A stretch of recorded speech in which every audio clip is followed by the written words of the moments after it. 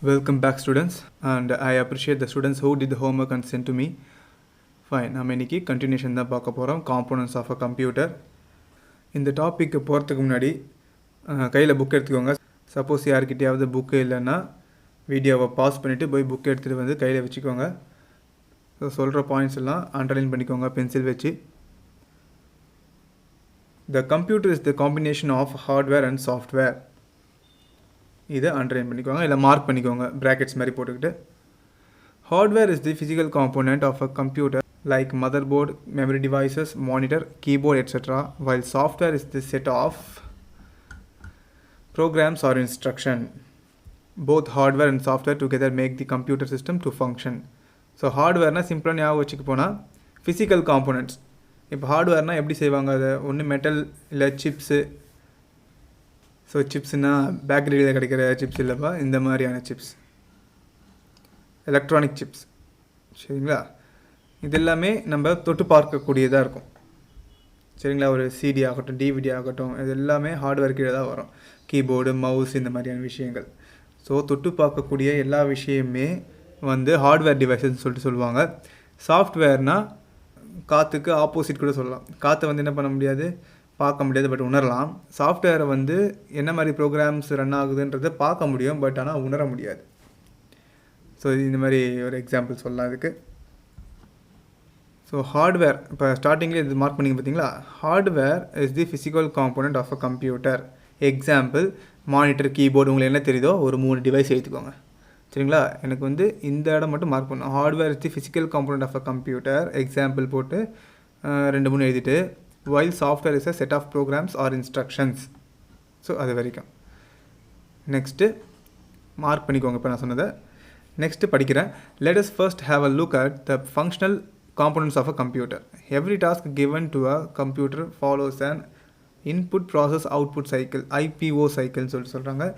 இங்கே இதிலேருந்து மார்க் பண்ணிக்கோங்க. Every task given to a computer follows an IPO cycle. இது வரைக்கும் டேரெக்டாக நீங்கள் வந்து இந்த ஒரு சின்ன இன்ட்ரோ ஒன்று கொடுத்துட்டு இந்த டயக்ராம் வரைஞ்சிருங்க. இதில் அதே தான் சொல்லியிருப்பாங்க ஒன்று பற்றியும். It needs certain input, processes the input and produces the desired output. The input unit takes the input, the central processing unit does the processing of the data. நான் சொன்ன பார்த்தீங்களா லாஸ்ட் கிளாஸ், இன்புட் வந்து நம்மக்கிட்ட input வாங்கும், அதுக்கு என்ன operation நம்ம கொடுக்குறோமோ அதை வந்து இந்த ப்ராசஸ் ஏரியாவில் CPU பண்ணும். நெக்ஸ்ட்டு பண்ணி முடிச்சோடனே நம்மளுக்கு அவுட்புட்டை இந்த மாதிரி கொடுக்கும் அப்படின்னு சொல்லிட்டு, இதை உங்களுக்கு புரிஞ்சிருக்கும், ஈஸி தான். இதை அப்படியே சும்மா நீங்கள் ஓனாக கூட இங்கே எழுதிக்கலாம் ஒரு 2 லைனில். பட் இங்கே மார்க் பண்ண ஃப்ரேசஸ் கண்டிப்பாக இருக்கணும். Next diagram வரைவீங்க.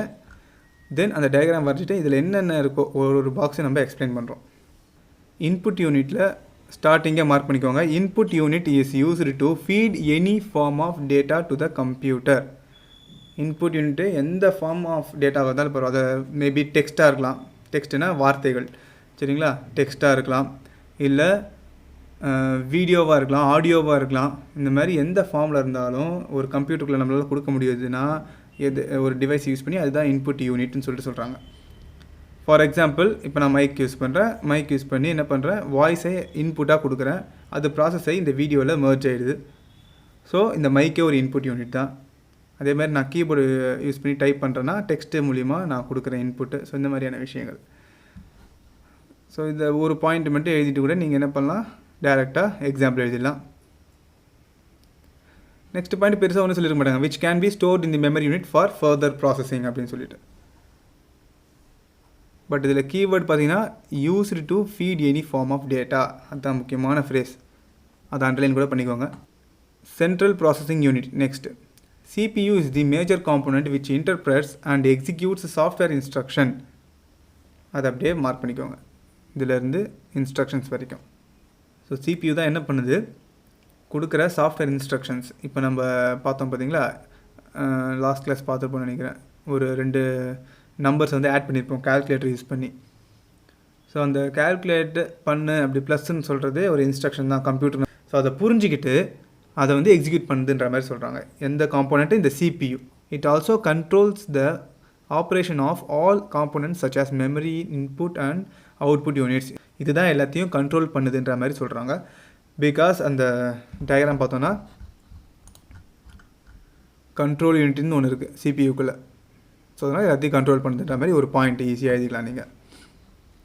It accepts binary data as input, process the data according to the instructions and provide the result as output. நான் ஆரம்பத்தில் அந்த ஜென்ரேஷன்ஸ் ஆஃப் கம்ப்யூட்டரில் பார்த்துருப்போம் மிஷின் லாங்குவேஜ்னு சொல்லிட்டு.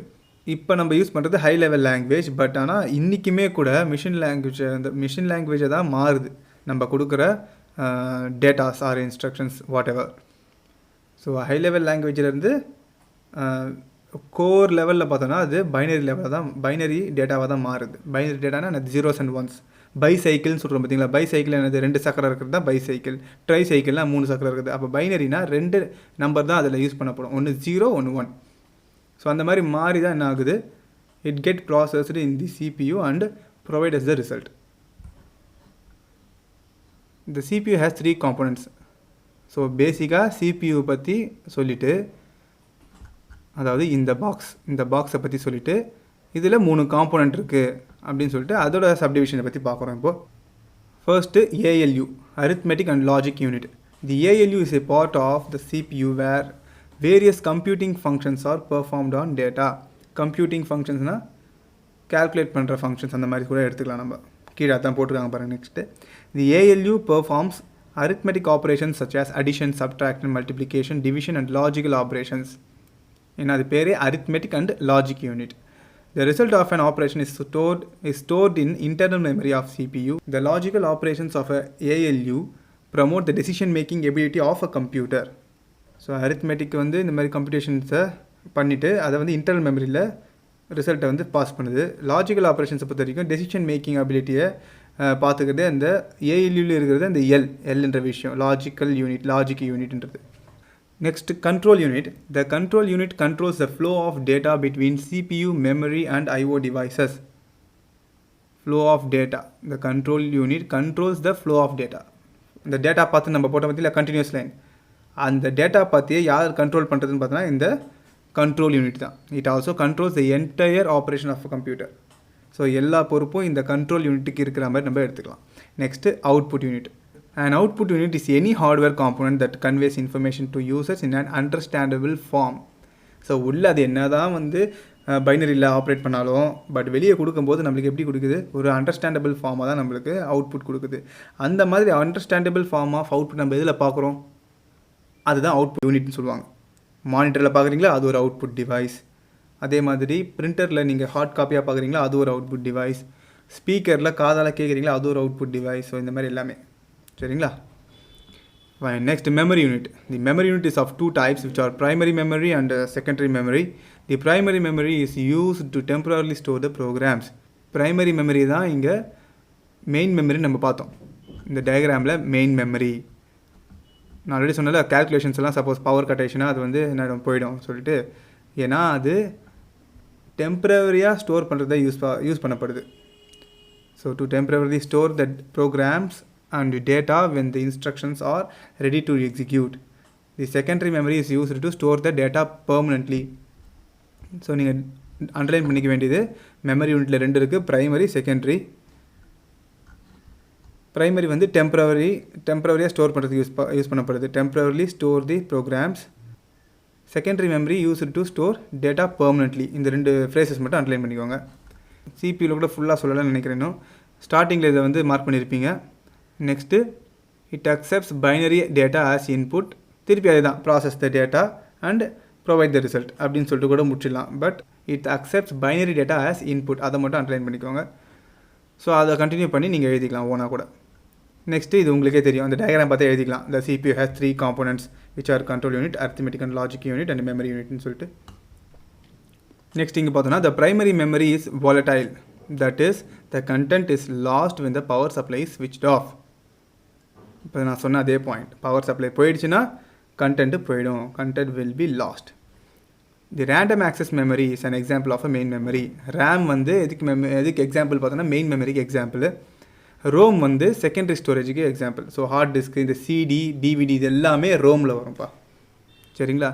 ரேம் பார்த்தோன்னா ஒரு சிப் மாதிரி இருக்கும். இப்போ நம்ம பார்த்தோங்களா பச்சை கலரில், அந்த மாதிரி சிப் மாதிரி இருக்கும். ஃபைன். இதில் நீங்கள் மார்க் பண்ணிக்க வேண்டியது primary memory is volatile. So அந்த volatile வேர்டு அண்டர்லைன் பண்ணிக்கோங்க. அந்த volatileக்கு என்ன அர்த்தம்னா content will be lost if power supply is lost அப்படின்ற மாதிரி கூட வச்சுக்கலாம் நீங்கள். அதுக்கு ஒரு எக்ஸாம்பிள் ரேம்னு சொல்லிட்டு போட்டுருங்க. நெக்ஸ்ட்டு செகண்டரி மெமரி இஸ் நான் volatile, that is the content is available even after the power supply is switched off. Power supply இல்லைனாலும் அந்த கண்டென்ட் செகண்டரி மெமரியில் இருக்கிற கண்டென்ட்டு கண்டிப்பாக அவைலபிளாக இருக்குன்ற மாதிரி சொல்கிறாங்க. அதுக்கு example hard disk, CD, DVD அப்படி கூட போட்டுக்கலாம் நீங்கள். ஸோ இதோட இந்த 5 மார்க்கு ஓவர்ப்பா. Next input and output devices லைனாக உங்களுக்கு 5 மார்க்காக வந்துட்டுருக்கு. நெக்ஸ்ட்டு இது இன்புட் டிவைசஸ் மோஸ்ட்லி கேட்பாங்க. இன்புட் அண்ட் அவுட்புட் டிவைசஸ்ன்னு கேட்க மாட்டாங்க மோஸ்ட்லி 5 மார்க்கில். ஏதாவது ஒரு 5 இன்புட் டிவைசஸ் பற்றி எக்ஸ்பிளைன் பண்ண சொல்லுவாங்க. இப்போ ஜென்ரலாக ஒரு கம்ப்யூட்டர்னு பார்த்தீங்கன்னா உங்களுக்கு டக்குன்னு ஞாபகம் வர விஷயம் பார்த்தோன்னா ஒரு மானிட்டரு, ஒரு கீபோர்டு, ஒரு மவுஸு, ஒரு சிபியு.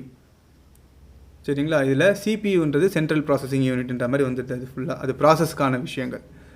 அதில் நம்ம எதுவும் போய் பெருசாக பண்ண போகிறதில்ல. நம்ம கீபான் யூஸ் பண்ணுறது பார்த்தோன்னா மானிட்டரும் கீபோர்டு மவுஸ் தான். இதில் கீபோர்டும் மவுஸும் இன்புட் டிவைசஸ், மானிட்டரும் பிரிண்டர் யூஸ் பண்ணிங்கன்னா பிரிண்டரும் அவுட்புட் டிவைசஸ். சரிங்களா? இப்போ இதில் இன்புட் டிவைசஸ் கிட்டத்தட்ட நம்ம ஒரு 14 இன்புட் டிவைசஸ் பார்க்க போகிறோம். பட் உங்களுக்கு ஒரு 5 தெரிஞ்சிருந்தால் 5 மார்க் அட்டன் பண்ணிடலாம். அது இல்லாமல் 2 மார்க்கில் இந்த 14லேருந்து ஏதாச்சும் ஒன்று கேட்டாங்கன்னா அதையும் நம்ம அட்டன் பண்ணுற அளவுக்கு இப்போ நம்ம பேசிக்காக சில விஷயங்கள் மட்டும் பார்த்துருவோம். சரி, கீபோர்டில் சொல்கிறத மார்க் பண்ணிக்கோங்க. Keyboard is the most common input device used today. So கீபோர்டில் 3 வெரைட்டிஸ் இருக்குது. Wired, wireless, virtual. வயர்டுனா ஒயர் யூஸ் பண்ணி நம்ம வெதர் யூஎஸ்பி ஆர் நார்மலாக அந்த PS2 போர்ட்டுன்னு சொல்லுவாங்க. ஸோ அந்த மாதிரி கேபிள்ஸ் யூஸ் பண்ணி இருக்கிறது வயர்டு. நெக்ஸ்ட்டு வயர்லெஸ் வந்து உங்களுக்கு ப்ளூடூத் சிக்னல்ஸ் மூலிமா கனெக்ட் ஆகிற மாதிரி இருக்கும். அது வயர்லெஸ்ஸு. நெக்ஸ்ட் விர்ச்சுவல்ன்றது நீங்கள் டேரெக்டாக மானிட்டர்லேயே பார்க்குற மாதிரி இருக்கும் கீபோர்டு.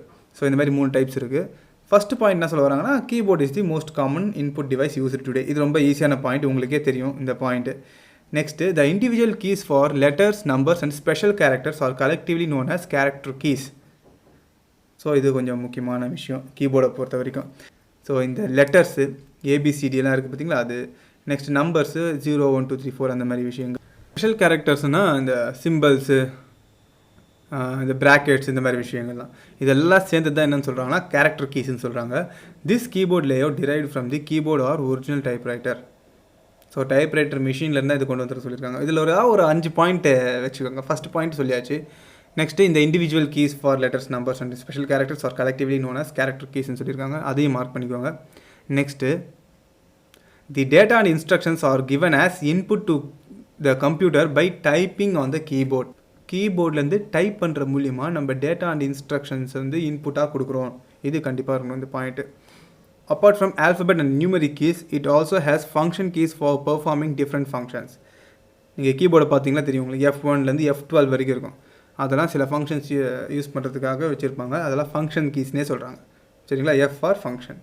ஸோ இது வரைக்கும் போதும் கீபோர்டு. நெக்ஸ்ட்டு ஆப்வியஸ்லி மவுஸ்லேயும் ஒயர்டு, ஒயர்லெஸ்லாம் இருக்குது, உங்களுக்கே தெரியும். So mouse is a pointing device used to control the movement of the cursor. இதுதான் கர்சர்.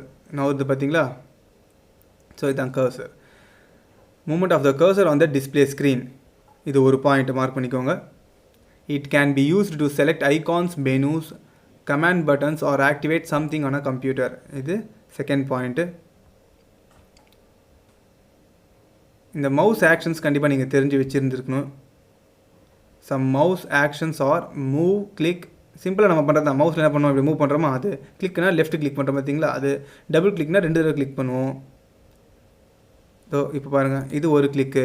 கர்சர் வந்துடுச்சா இந்த இடத்துல, இன்சர்ஷன் பாயிண்ட், இன்சர்ஷன் பாயிண்ட் வந்துச்சா ஒரு கிளிக்கு. இப்போ டபுள் கிளிக் பண்ணுறேன், செலக்ட் ஆகுது. ரைட் கிளிக் பண்ணுறேன், மெனு மாதிரி வருது. சரிங்களா? நெக்ஸ்ட்டு ட்ராக் அண்ட் ட்ராப்னா உங்களுக்கு இந்த வருஷம் ஞாபகம் வச்சுக்கிறதுக்கு நான் இந்த பார்ட்டி ஃபோட்டோலாம் போட்டு வச்சுருந்தேன் பார்த்தீங்களா, அப்போ அதை ஒரு ஸ்கொயர் மாதிரி ஒன்று ரெக்டாங்கிள் ஷேப்பில் ஒன்று மூடி வச்சுருந்தேன். அதை கிளிக் பண்ணி எடுத்துகிட்டு வந்து இங்கே வச்சேன். ஞாபகம் இருக்கும்னு நினைக்கிறேன் உங்களுக்கு. இல்லைனா பாருங்கள், அதுதான் ட்ராக் அண்ட் ட்ராப், இழுத்துட்டு வந்து விடுறது அப்படின்ற மாதிரி. இதில் டிஃப்ரெண்ட் டைப்ஸ் ஆஃப் மவுஸ் பார்த்தீங்கன்னா gaming mouse, 3D mouse, optical, அந்த மாதிரி ஏதாச்சும் ஒரு 2-3 எழுதுனாங்களே போதும். சரிங்களா? ஸோ இதில் ரொம்ப ஸ்கிப் பண்ணுறதுக்கு எதுவும் இல்லை. ஸோ ஃபுல்லாகவே எழுதிருங்க. மேபி இதை 2 மார்க்ஸில் கூட கேட்கலாம். நெக்ஸ்ட்டு ஸ்கேனர்ப்பா. Scanners are used to enter information directly into the computer's memory. இதை அப்படியே மார்க் பண்ணிக்கோங்க. This device works like a xerox machine மாதிரி இது ஒர்க் ஆகுது. இந்த ஜெராக்ஸ் மிஷின் என்ன பண்ணுவாங்க, உள்ள பேப்பர் வைப்பாங்களா, பேப்பர் வச்சுன்னே இன்னொரு பேப்பரில் காப்பி வரும். இதை பொறுத்த வரைக்கும் ஸ்கேனரை பொறுத்த வரைக்கும் என்னென்னா, உள்ளே நீங்கள் ஏதோ ஒரு ஃபோட்டோ ஏதோ வைக்கிறீங்களா, அது உங்கள் மானிட்டரில் வரும். ஸோ அதுதான் ஸ்கேனரோட வேலை. Scanner converts any type of printed or written information including photographs into a digital format which can be manipulated by the computer. நீங்கள் இது எப்படி எழுதலாம், which can be viewed in the monitor அப்படின்ற கூட எழுதலாம். ஜென்ரல் விஷயங்கள் நீங்களே புரிஞ்சுக்கிட்டிங்கன்னா ஓனாக எழுதலாம் நீங்களே. பட் ஸ்டார்டிங் பாயிண்ட் எப்படி ஆரம்பிக்கணும்னா, scanners are used to enter the information directly into the computer's memory. இதை மட்டும் நீங்கள் மார்க் பண்ணிக்கோங்க. அதுக்கடுத்து இது ஜெராக்ஸ் மிஷின் மாதிரி, இதில் வந்து ஃபோட்டோ வச்சுன்னா டேரெக்டாக மானிட்டர் வரும். இதெல்லாம் உங்கள் ஓன் இங்கிலீஷில் நீங்கள் எழுத வேண்டியதான்.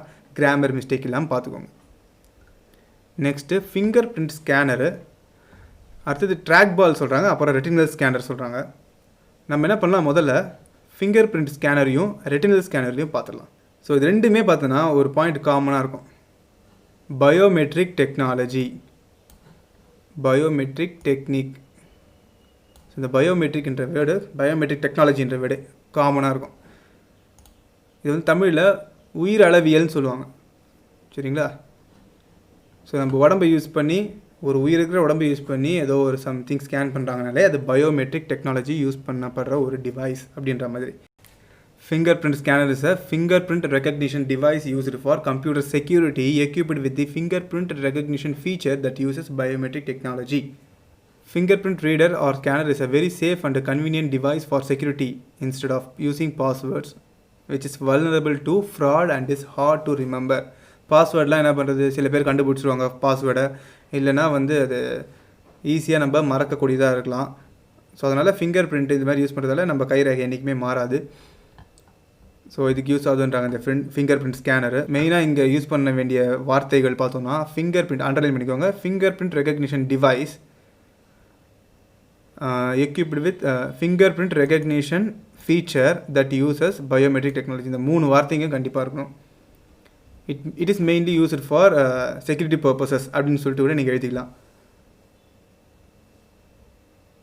Instead of using passwords which is வல்னரபிள்னா இந்த பாதிக்கப்படக்கூடிய அப்படின்ற மாதிரி. ஈஸியாக இப்போ வல்னரபிள் டு சம் டிசீஸ்னால் ஈஸியாக பாதிக்கப்பட்டுருவாங்க. சில பேருக்கு ஃபீவர் டக்குன்னு வந்துடும். ஸோ அந்த மாதிரியான பர்டிகுலர் டிசீஸுக்கு அவங்க வல்னரபிள் அப்படின்னு சொல்லிட்டு சொல்லுவாங்க. ஸோ அதுதான் vulnerable to fraud and is hard to remember. அதனால் நம்ம ஃபிங்கர் பிரிண்ட் ஸ்கேனரை யூஸ் பண்ணிக்கலாம். Next retinal scanner. This performs a retinal scan with a biometric technique that uses unique patterns on a person's retinal blood vessels. So unique patterns ஆன person's retinal blood வெசல்ஸும் biometric டெக்னிக்கும் underline பண்ணிக்கோங்க. So இதில் பார்த்தோன்னா biometric technology இதுலேயும் வருது, இதுலேயும் biometric technology or technique வருது. ஸோ ரெட்டினல் பிளட் வெசல்ஸ் அது வந்து கைரேகை எடுக்குது. அப்போ இது ரெட்டினல் பிளட் வெசல்ஸ்னு இருக்குது. அப்போ பிளட் வெசல்ஸ்னால் என்ன அப்படின்னு பார்த்தோன்னா, ஸோ இதுதான் ரெட்டினல் பிளட் வெசல்ஸ். இதுவும் பார்த்தீங்கன்னா ஒருத்தருக்கும் இன்னொருத்தருக்கும் கண்டிப்பாக வேறுபட்டு தான் இருக்கும். அதனால தான் இதை செக்யூரிட்டி பர்பஸ்க்கு யூஸ் பண்ணுறாங்க.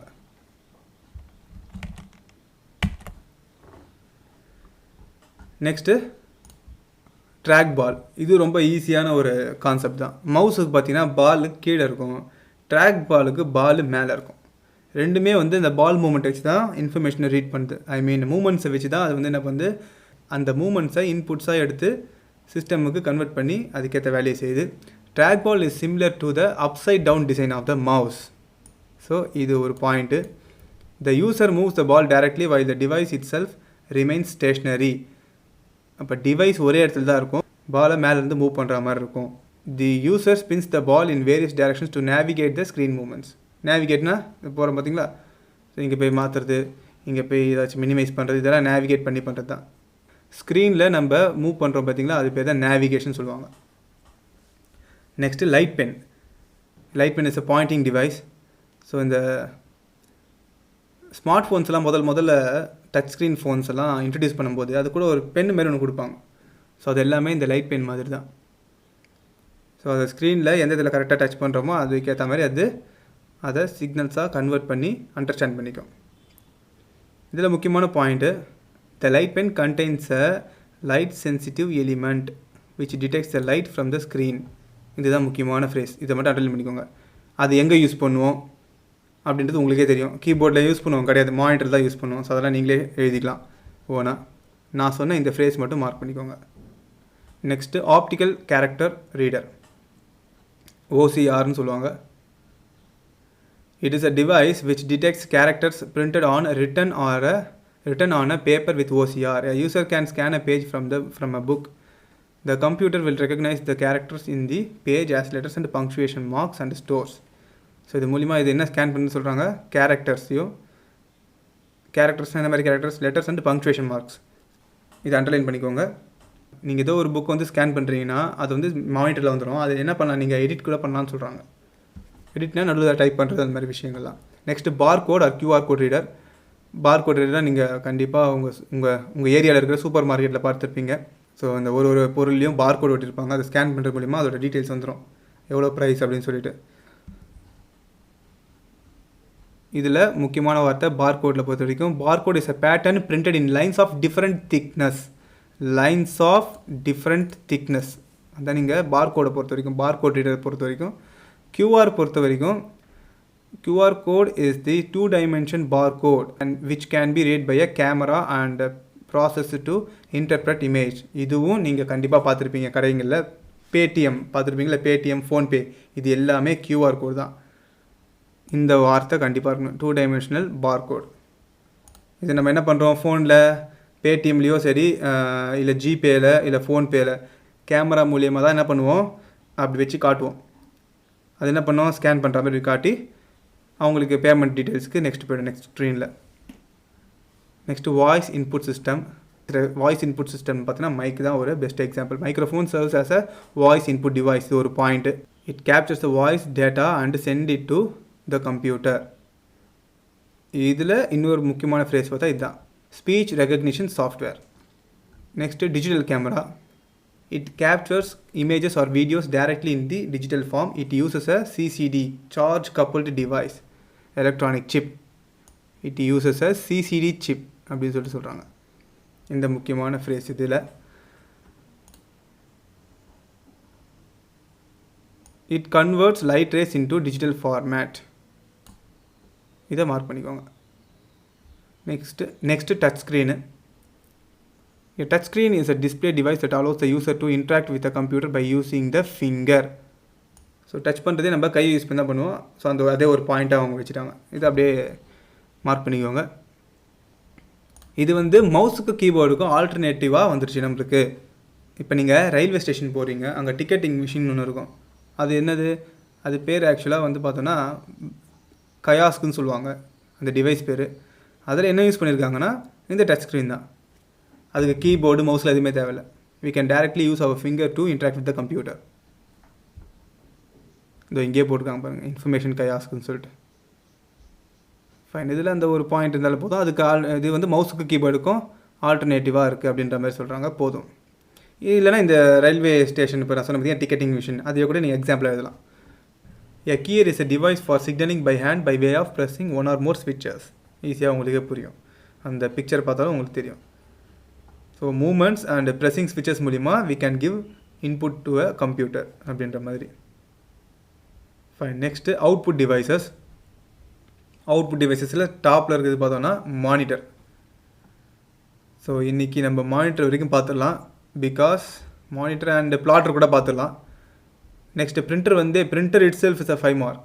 அதை நம்ம நெக்ஸ்ட் கிளாஸில் பார்ப்போம். First, monitor. Monitor is the most commonly used output device to display the information. ஒரு point. It looks like a TV. ரெண்டாவது point. Pictures on a monitor are formed with picture elements called pixels. மூணாவது point. Pixel, இந்த mega பிக்சல்லாம் கேள்விப்பட்டீங்க. 13 mega pixel camera, 64 mega pixel camera அப்படின்னு சொல்லிட்டு. So அப்போ அந்த பிக்சல்னு என்ன பார்த்தோன்னா பிக்சர் எலிமெண்ட்டு தான் ஷார்ட் பண்ணி பிக்சல்னு சொல்கிறோம். இது தேர்ட் பாயிண்ட். நெக்ஸ்ட் டேரெக்டாக இங்கே வந்துடலாம். There are many types of monitor available such as CRT, LCD and LED. CRTனா பழைய மானிட்டரோட ஸ்ட்ரக்சர் பார்த்தீங்கன்னா டிவி மாதிரி இருக்கும், பெருசாக இருக்கும், வெயிட்டாகவும் இருக்கும் அதே சமயம். Next LCD, liquid crystal display. So அது வந்து லிக்விட் மாதிரி ஃபில் பண்ணியிருப்பாங்க. நீங்கள் டச் பண்ணி பார்த்தீங்கன்னா உள்ளே லிக்விட் இருக்கிற மாதிரியே இருக்கும். ஆக்சுவலாக அது உள்ளே இருக்குது தான் லிக்விட், சரிங்களா? ஸோ இது பார்த்தோன்னா ஒரு LCD ஸ்க்ரீனை வந்து இந்த வீடியோ போட்டவர் வந்து ஒரு லேயராக பிரித்து காட்டிகிட்ருக்காரு. ஸோ அது உள்ள பார்த்தோன்னா ஒரு சின்ன லிக்விட் மாதிரி இருக்குது.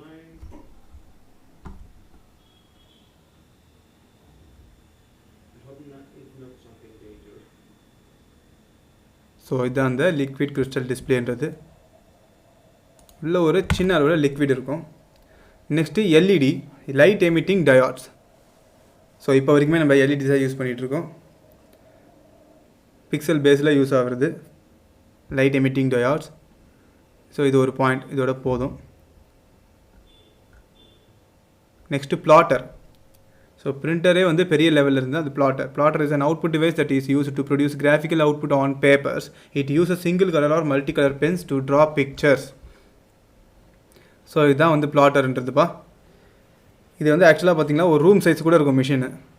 இந்த பேனர்ஸ்லாம் பெருசாக வைக்கிறாங்க பார்த்தீங்களா, அதெல்லாம் எது யூஸ் பண்ணி பண்ணுறாங்கன்னா பிளாட்டர்ஸ் யூஸ் பண்ணி தான் பண்ணுறாங்க. ஸோ வீட்டு யூஸுக்கெல்லாம் இது வராது, கடை இல்லை கம்பெனி யூஸுக்கெல்லாம் தான் இது வரும். அடுத்து பிரிண்டர்ஸு நெக்ஸ்ட் கிளாஸில் பார்க்கலாம். So the class is over for now.